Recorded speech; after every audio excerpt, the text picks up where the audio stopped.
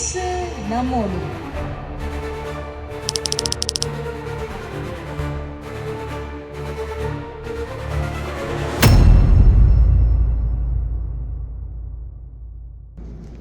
ஹல்லேலூயா. அருமையான தேவ பிள்ளைகளே, இயேசு நம்மோடு இந்த நிகழ்ச்சியினூடாக உங்களை சந்திப்பதிலே மிக்க மகிழ்ச்சி அடைகிறேன்.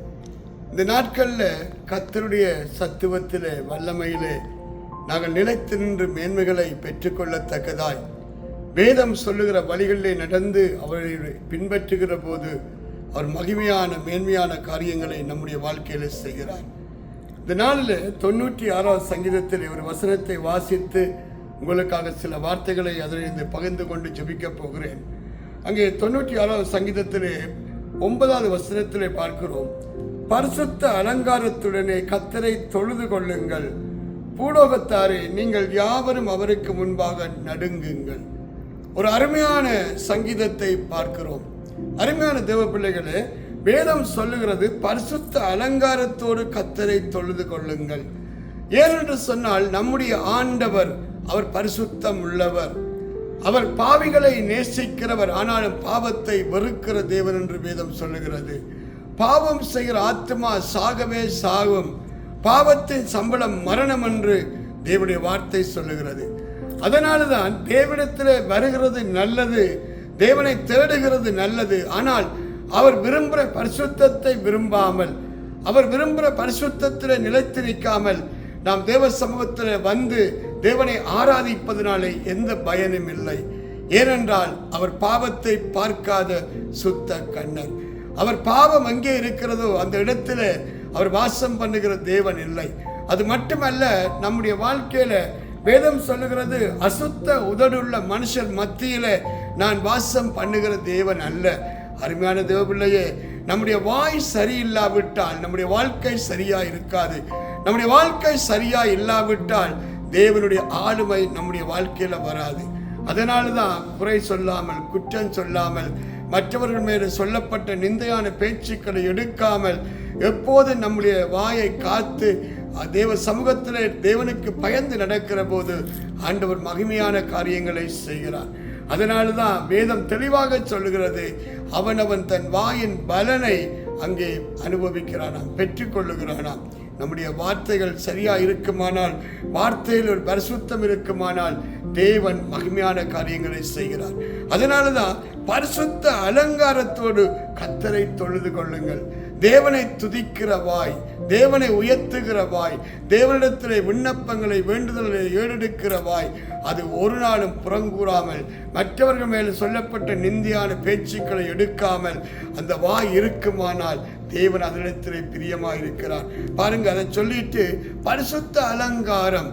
இன்றைக்கு 7 விதமான வஸ்திரங்களை குறித்து வேதம் தெளிவாக சொல்லுகிறது. ரட்சிப்பின் வஸ்திரம், துதியின் வஸ்திரம், அங்கு ராஜரீக வஸ்திரம், கல்யாண வஸ்திரம், இப்படி 7 வஸ்திரங்களை குறித்து சொல்லுகிறது.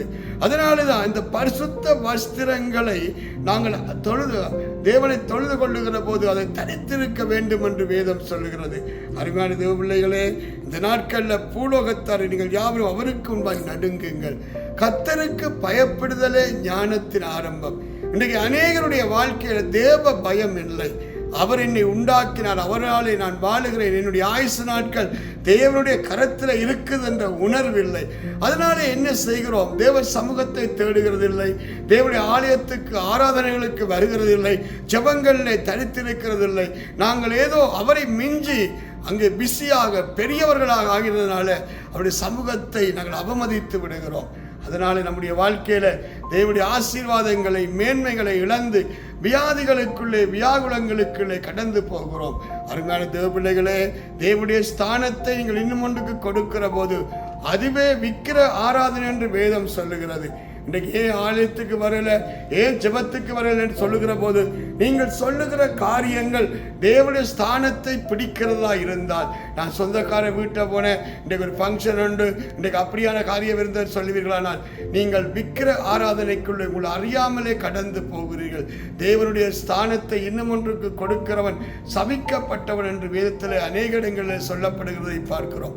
அதனால இந்த நாட்களில் தேவனுக்கு ஒரு பயப்படுகிற பயம், ஒரு நடுக்கம் வந்து விட்டால் அவருக்குள் அவரால் வாழுகிறேன், என்னுடைய ஆயுசு நாட்கள் தேவனுடைய கரத்தில் இருக்கிறது, அவர் இல்லாமல் எங்களால் ஒன்றும் செய்ய முடியாது என்று முதலாவது தேவனுடைய ராஜ்யத்தை நீதியை எவர்களெல்லாம் தேடுகிறார்களோ அவர்கள் வாழ்க்கையில தான் நன்மைகள் ஒன்றும் குறைபடுகிறது இல்லை.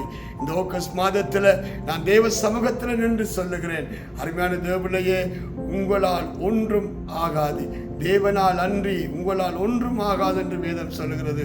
அதனால் தான் அவரில் பலன் கொள்ளுகிற மனுஷன் அங்கே பாக்கியவான் என்று வேதத்திலே வாசிக்கிறோம். இந்த நாட்களில் அருமையான தேவ பிள்ளைகளுக்கு தேவனுடைய வார்த்தையை முன்னிட்டு நான் சொல்லுகிறது என்னவென்றால், பரிசுத்த அலங்காரத்தோடு கர்த்தரை தொழுது கொள்ளுங்கள்.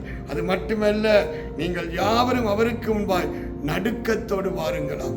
நடுக்கத்தோடு வருகிற போதுதான், நடுங்குகிற போதுதான் தேவன் நம்மை உற்று நோக்கி பார்க்கிறார். தேவன் வார்த்தையாயிருக்கிறார். யாரெல்லாம் இந்த வார்த்தைக்கு நடுங்குகிறீர்களோ அவர்களை தேவன் உற்று நோக்கி பார்க்கிறவராயிருக்கிறார். அருமையான தேவபிள்ளையே, இந்த நாளில் உங்களை ஒப்பு கொடுங்கள். தேவனிடத்தில் ஒரு பரிசுத்தத்தோடு கிட்டி சேருங்கள். அது மட்டுமல்ல, உங்களுக்குள்ளே அவரை கனம் பண்ணுகிற அந்த பயம் இருக்குமானால் தேவன் மகிமையானதை செய்வார். நான் உங்களுக்காக ஜெபம் பண்ணட்டுமா? தகப்பனே, இந்த நாளிலுமா இந்த தேவ செய்தியை கேட்கிற ஒவ்வொரு பிள்ளைகளுக்காய் மன்றாடி ஜெபிக்கிறேன். எந்தெந்த இடங்களிலிருந்து கேட்கிறார்களோ அந்த வீடுகளில் தேவ சமாதானம், தேவனுடைய ஆசீர்வாதங்கள், ஐஸ்வர்யங்கள் கடந்து வருவதாக. ஆண்டவரே, மனம் திரும்புகிற பாவியின் நிமித்தம் பரலோகத்தில் மிகுந்த சந்தோஷம் உண்டாயிருக்குன்னு சொன்னீங்க.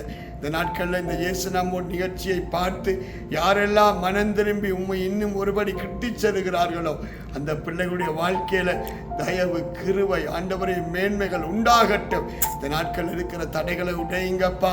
ஆண்டவரே, தடைகளை உடைத்து போடுகிறவர் முன்பாய் கடந்து செல்கிறேன். ஆண்டவரே, கர்த்தாவே, ராஜா, நீங்க முன்பாக போறீங்க, அவர்கள் வாசல் வழியாக உட்பிரவேசத்தை கடந்து போவார்கள் சொன்னீங்க. ஆண்டவரே, கர்த்தாவே, நான் முன்பாய் கடந்து சென்று கோணலானவளை செவ்வையாக்குவேன் வாக்கு கொடுத்தவரே, இந்த மாதத்தில் ஆண்டவரே தடைகள் நீங்குவதாக. பிள்ளைகளுடைய வியாகுலங்களை எடுத்து போட்டு தேவ ஆசீர்வாதத்தை, தேவ மேன்மைகளை காணும்படி செய்யுங்க. நீங்க கரம் பிடித்து நடத்துகிறவர். ஒரு பிள்ளைகளுடைய வாழ்க்கையிலும் எந்த நன்மைகளிலும் குறைபடாதபடி ஆண்டவரே, பிள்ளைகளுடைய வீடு கட்டப்பட, பிள்ளைகளுடைய வீட்டிலே நன்மைகள் ஆண்டவரை சூழ்ந்திருக்க, தெய்வ மகிமை ஒவ்வொரு பிள்ளைகளும் வாழ்விலும் வெளிப்பட அனுக்கிரகம் செய்யுங்கப்பா. ஆண்டவரே, இந்த நாளில் யாரெல்லாம் இந்த இயேசு நம்முடைய நிகழ்ச்சியை பார்க்கிறார்களோ அந்த பிள்ளைகளை ஆசீர்வதிக்கிறேன். ஆண்டவரே, மகிமை வெளிப்பட, மேன்மை உண்டாயிருக்க அனுக்கிரகம் செய்யும். இயேசு கிறிஸ்துவின் நாமத்தில் ஜெபிக்கிறேன் என் ஜீவனுள்ள நல்ல பிதாவே, ஆமேன், ஆமேன். அருமையான தேவ பிள்ளைகளை, தொடர்ந்து இயேசு நம்முடைய நிகழ்ச்சியை பாருங்கள்.